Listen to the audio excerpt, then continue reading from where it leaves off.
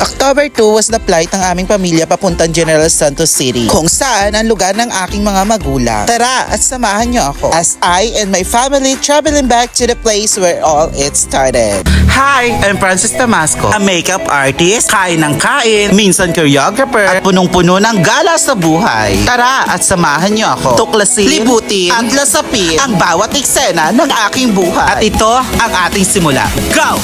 9 AM nga ay nakarating na kami dito sa Puerto Princesa International Airport. 2 hours early sa aming flight papuntang Cebu. Sa galang ito ay makakasama ko pala ang aking pamilya, si Papa Orly at si Mama Tisi, at aking mga kapatid na si Onyot, Basang, Naning at kanyang asawang si Japet. Kasama rin pala namin ang aming pamangkin na si Kelebe. 10:30 nga ay nakapag-boarding na kami. Super excited dahil this is the first time na makikita namin ang aming mga pamilya, kamag-anak sa side ni Mama. And this is also the first time na makakasama ko ang aking pamilya sa travel. Hey, sabi mo? For this flight nga ay makakatabi ko si Mama. Flight from Puerto Princesa to Cebu.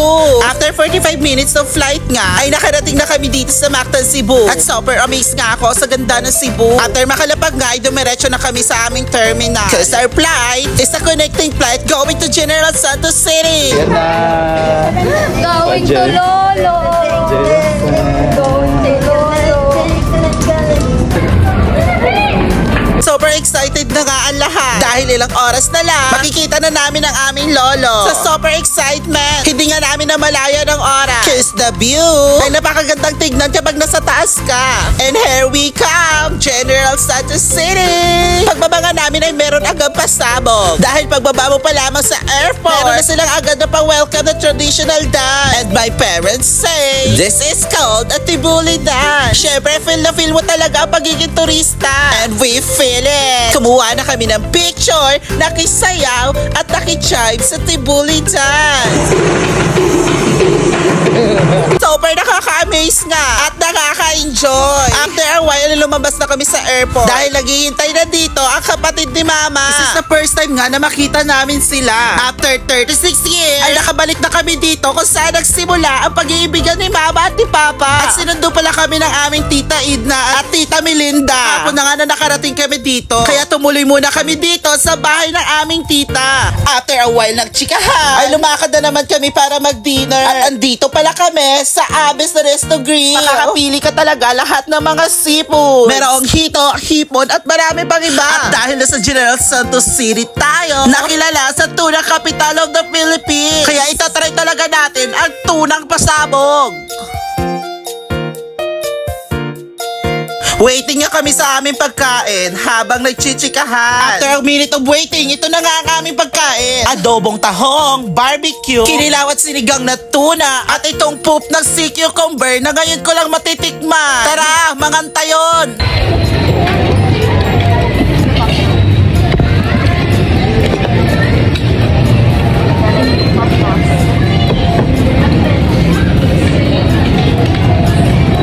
Kinilaw tuna.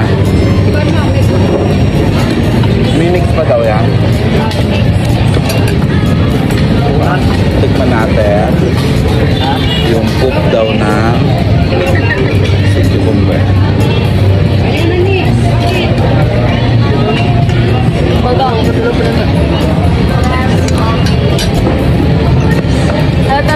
Para siyang agar-agar din. Harap siya.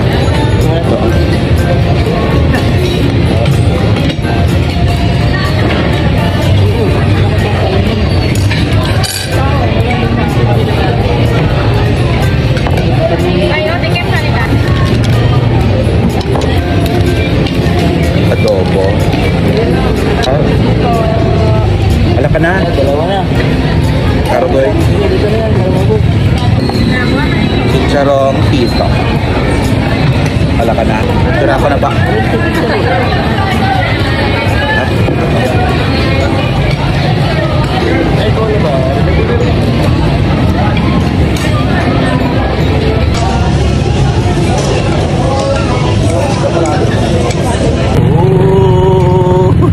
Magkabilaan ang tricycle dito.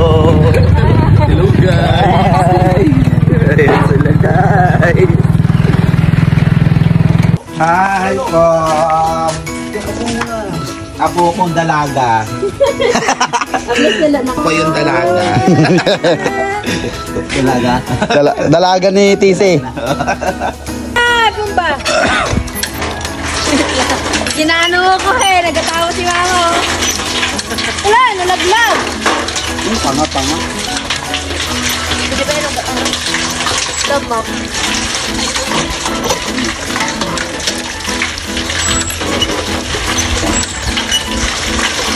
Asan!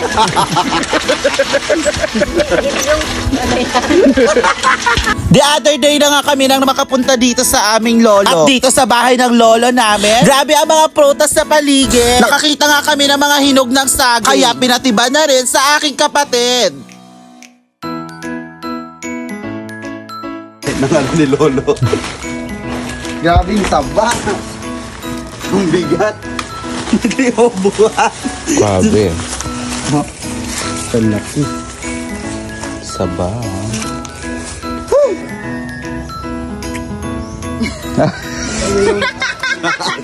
Asim pa din. Maasim pa rin siya. After kumain na pananghalian kila lolo, ay pinuntahin na rin namin ang aming lola sa sementeryo para magsindi ng kandila. Hindi naman namin alam kung kailan kami makakabalik dito. Kaya super susulitin ang bawat oras. Pagkahapon nga ay pumunta kami sa plaza para mamasyal at kumain. Kain na naman. Nakita nga namin dito ang Dragon Balls. Charot! Nag-ikot-ikot nga kami dito sa plaza. At nakaka-amaze nga makakita ng mga isda dito sa kanal. Japan, sabi ang linaw ng tubig. Para the leader.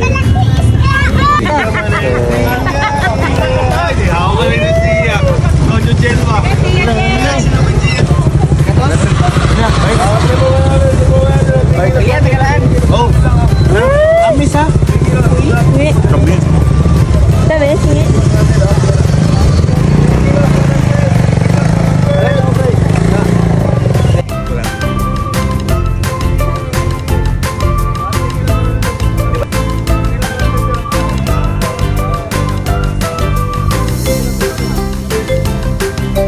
Super mura nga dito ng mangosteen na binibinta lang sa mga pick-up dito sa gilid ng plaza. Parang relief ko nga siyang inalukay. Dahil super nag-enjoy ako sa sobrang mura. Super maraming kilo nga ang aming nabili. Dahil sa Palawan, bihirang-bihira ka lang makakatikim. Punong-puno nga ng gala at kain ang aming first 2 days. Dito lang yan sa Kiamba, Sarangani Province. So see you sa mga susunod na video ng aming pamilyang gala dito sa Sarangani Province. Bye! Thank you for watching! Follow for more!